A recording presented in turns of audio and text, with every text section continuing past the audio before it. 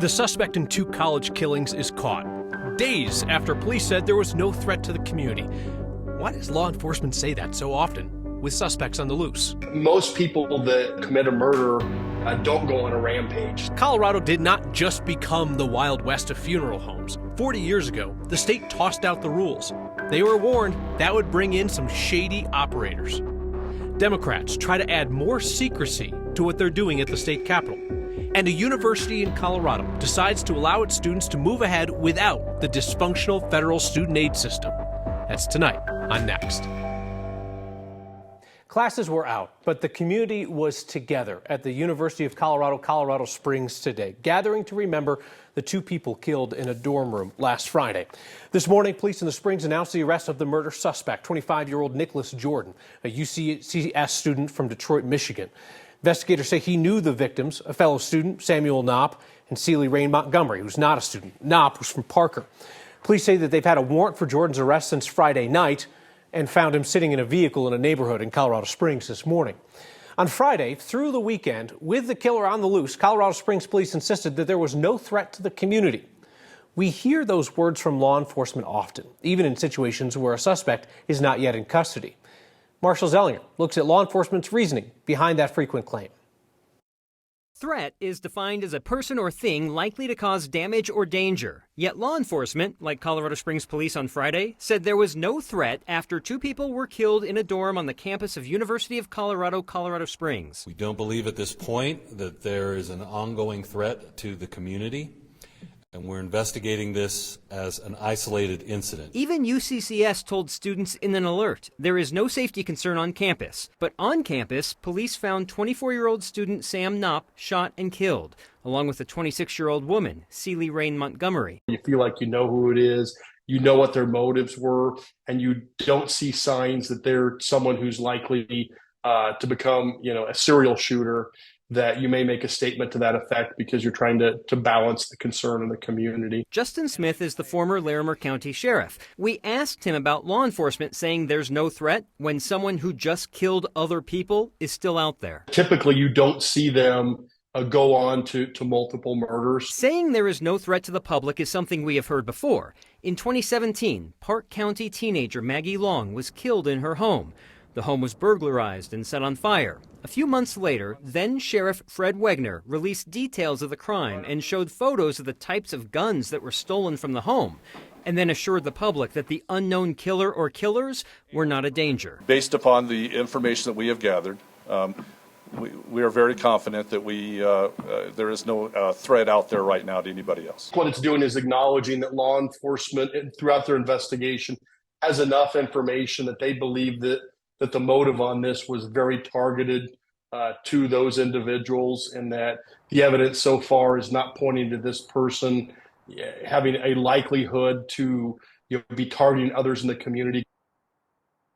Law enforcement said there was no threat this weekend, and based on the news from Colorado Springs Police, they arrested a suspect and don't believe that person harmed anyone since. I'm told by someone close to the investigation that when we learn the details that were known by police, we will understand better why they said what they said. But Kyle, I still point out in situations like this, the person may have gone to do a crime and targeted specific people for that crime. But after that, who knows what happens, that they might do something to avoid getting arrested, and suddenly it's no longer about individuals, it's about saving your own tuchus. Yeah, I think that makes sense. I mean, even if you have a suspect and a victim who knew one another, the fact that you have a suspect on the loose, presumably trying to evade capture, perhaps armed, that kind of thing, suggests there's some threat to the community. But we fall into that cop speak, right? The police say it, people in the media just kind of parrot it. This is where I wish they could just say what they could say, which is, we believe the person's known to each other, we're not concerned, stuff like that. Be as transparent as possible. But yeah, this cop speak is, no, there's a threat out there because they just killed somebody and you don't have them in custody yet. Yeah, we want to use plain language. We ask other people to use plain language whenever possible. Marshall, thank you. The Democrats running the state capitol these days are looking to do more of their business in secret after members of their own party revealed that they had decided some major policy outside public view last year. Colorado's leading First Amendment attorney says this new proposal would essentially exempt the state legislature from open meetings law. The bill would exempt legislators' electronic communications between one another from open meetings law and redefine what constitutes public business.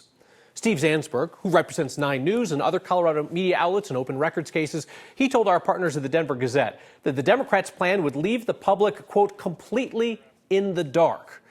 2 Democrats sued their own leadership last year, claiming that members of both parties violated the state's open meetings law by using encrypted messaging apps and having private meetings to decide which bills would succeed before they hit the floor. Democrats in Colorado's capital have been caught in a series of moves that limit the public's ability to know what they're up to, including something called quadratic voting, where they would secretly agree by voting ahead of time on which bills they would prioritize before anything came before the public. The cremated remains found in Denver during an eviction of a former funeral home director have added to calls for more oversight of that industry. It's regulation that Colorado used to have. Police in Denver are still looking for a former funeral director they say left a woman's decomposing body in a hearse in the backyard of his home in southwest Denver. He's accused of getting her family somebody else's remains and potentially holding on to the cremated remains of other people. There have been similar funeral home scandals in southern Colorado and on the western slope. So Colorado used to make its funeral professionals get a license, pass tests, take classes, until one day in 1983 when the state decided to deregulate the industry.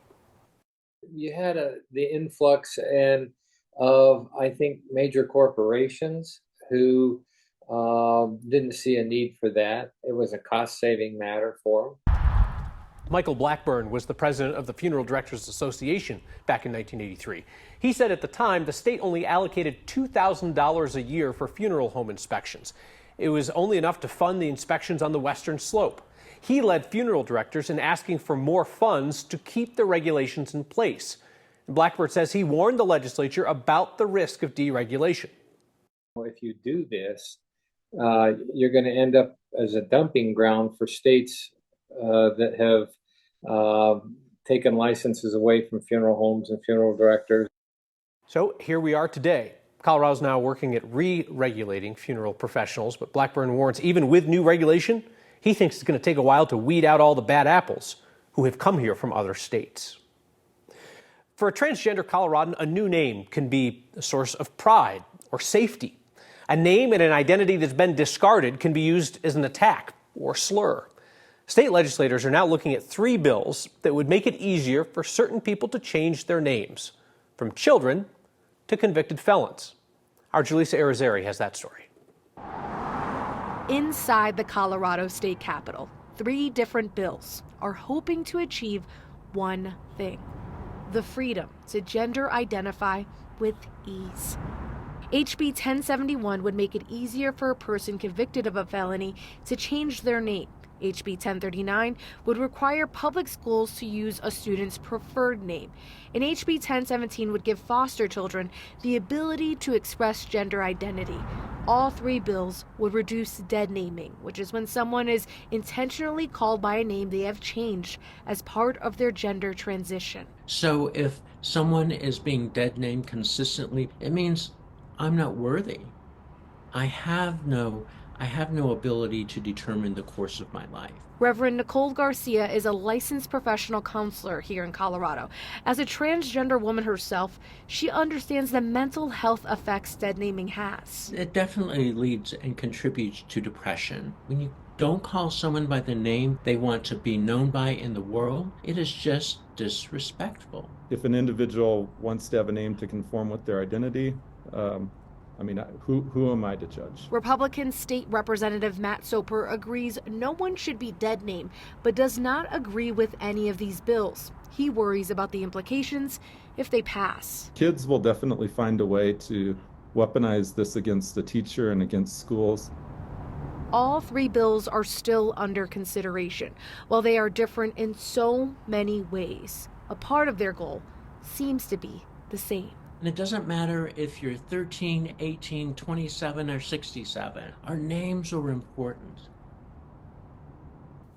The felony bill and the preferred name in schools bill are both up for discussion in the House this week. To be clear, the felony the person was convicted of would be attached to their name, and a judge would still have to approve it. The bill does not guarantee anything. As for the school preferred name, if a school does not agree to use the name the student prefers, it could be seen as discrimination. Kyle? Jaleesa, that school name bill, how does that move forward? Is that something schools would have to comply with right away? No, it's a process, right? They're actually expecting to create this is all if this passes, but they do expect to create a task force that will create some guidelines, some best practices, almost in a sense, to implement this policy. And the policy probably wouldn't go in effect until 2025. Jaleesa Irizarry, thank you very much. Your latest Word of Thanks micro-giving campaign has been an enormous lift for a mobile laundry program that serves low-income families in northern Colorado. You donated more than $20,000 last week to the nonprofit Homeward Alliance. That doesn't even count all the donations that are going to come in from the Word of Thanks Fund for all of you who have signed up for a monthly gift to be split among every nonprofit we feature. If you know of a wonderful organization in your part of Colorado, a nonprofit that could use our help together, please reach out. I read each and every email that comes to next@9news.com. That's a go, no-go decision. If you don't have your Pell Grant or your Colorado Grant in a timely fashion, that is a game changer in terms of your decision-making. University in Western Colorado wants to give students peace of mind despite the federal student aid system being paralyzed. You know what they say, the family that storms the Capitol together gets sentenced together. A father and son from Highlands Ranch are the latest. And I hope that you had a happy holiday today. You know, the holiday that very few of us can actually name. Hint, around here it's not President's Day.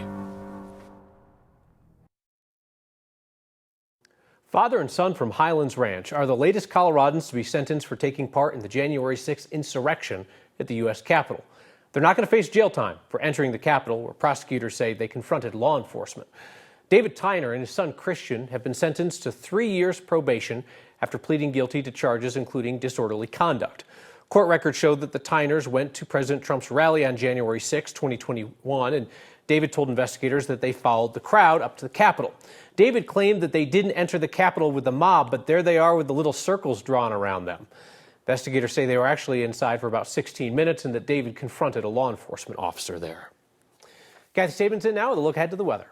A beautiful Monday for President's Day. Sunshine today, Kyle, with temperatures 10 degrees above average in the mid-50s. And now we have a really nice evening out here and really just good travel. I-25, I-70, no issues today or tonight. In the high country, the sun has set now on a beautiful day. A lot of folks getting into skiing up there and riding in really great conditions. And tomorrow will be another day similar to today.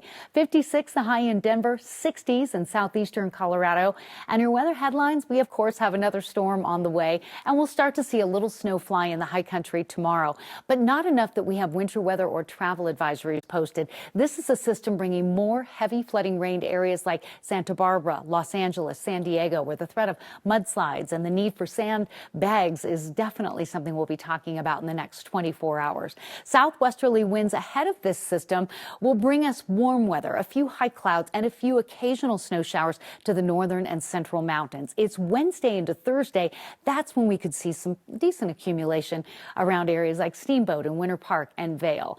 Denver, maybe a rain shower midweek. We have a beautiful evening tonight with temperatures in the 50s now, dropping off into the lower 40s by 9 o'clock. Your extended forecast shows a day with temperatures 20 degrees warmer than average tomorrow at 64. We have a slight cool down Wednesday with a rain shower, possibly mixing with snow. Wednesday into Thursday won't amount to a whole lot. We clear out and then back to the warmer weather. Mid-50s Friday, low to mid-60s for Saturday and for Sunday. So we might just break that pattern of Friday, Saturday snow here in Denver. Guess we'll see. I like it. It's fun. I get a day off. If you get the day off, does it really matter what today's holiday actually means or what it's actually called in Colorado? The federal government cannot seem to get its poop in a group with student aid, so a university in Colorado says they'll just do it themselves.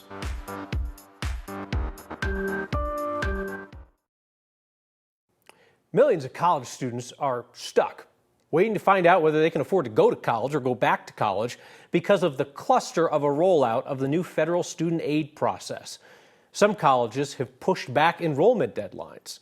Colorado Mesa University is taking a different approach.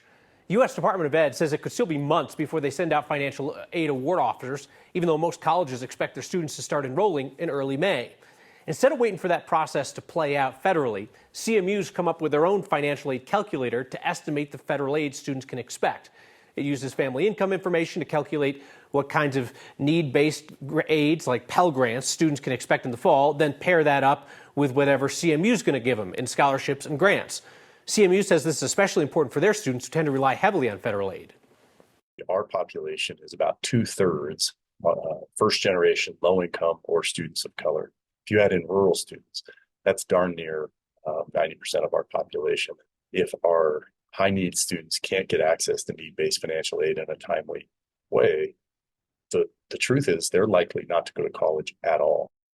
CMU says their calculator is designed to supplement the federal student aid process, not replace it. Students, the families are still going to have to fill out the regular student forms, like those FAFSA forms. So today is President's Day. I hope that you remember to get something for the president in your life. The federal government officially declares today a celebration of George Washington's birthday. Forget the rest. Colorado law calls today Washington Lincoln Day. 2 guys get in, everybody else out. Or as everyone at City Park today just called it, whatever, it's a 3-day weekend. Patriotic. It's important to kind of know our heritage and what our country's history has been through. Yeah, I mean, it's a beautiful day. Everybody wants to be out. I like it. It's fun. I get a day off. No, it's much more than that, for sure. Well, we wanted to go to the zoo. It's so crowded and there's so many people. And it's such a nice day that we had to park really far away. Helps us kind of think what's to come and how do we better our generation and our world and our country and become more whole and what to focus on to be better humans and to support one another. I think it's great. I think it's a beautiful day. It's Colorado.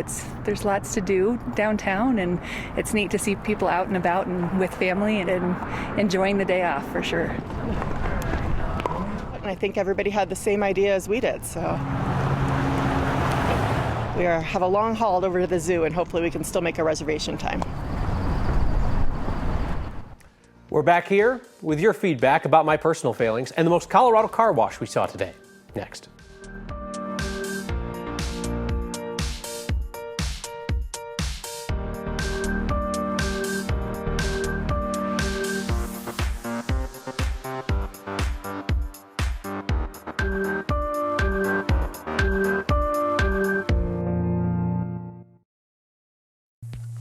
The most Colorado thing we saw today is a way to save money on your car washes. All you do is just park where the moose can help you out with this. Next viewer named Joanna sent this in from Fraser.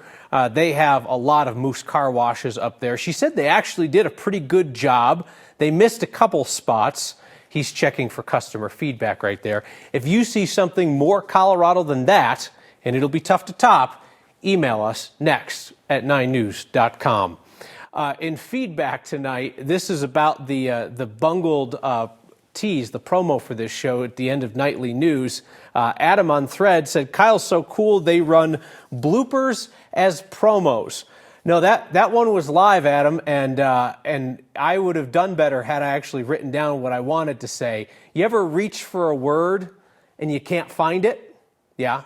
You ever do that on live TV? I have. Funny story. I'll tell you sometime. Ron emailed in to say, "Best next tease ever. Thanks for being human."